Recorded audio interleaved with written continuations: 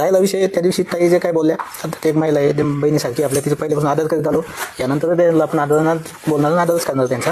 पण त्या दिवशीचं ताई जे बोलले त्याचा विषय असा होता, एक गोष्ट मी मान्य करीन की मी त्यांना 2-3 दिवसापूर्वी बैल द्यायला हो म्हटलं होतं.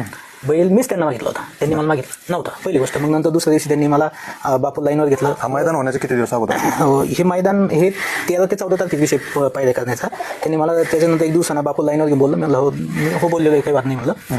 परंतु 17 तारखेचा विषय आहे, मैदान 24 तारखेला आहे. आता त्यात त्यांना मी पुढच्या मैदानात बैल पळेव असं म्हणलो. काय म्हणलो त्यांना, पहिला मोर्डाने किंवा त्यांना कुठलं धोक्यात ठेवलं नाही.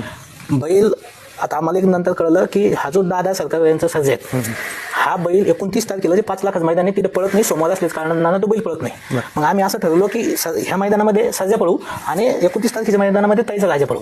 मग मी ते तेवढं फक्त ताईला फोन करून सांगायला गेलो. आधी मी बापूला फोन करून सांगितलं, बापू अंबिका बापूला, असं आहे ताईला तेवढं सांगा. त्यांनी फोनवर सांगितलं असेल, पण मी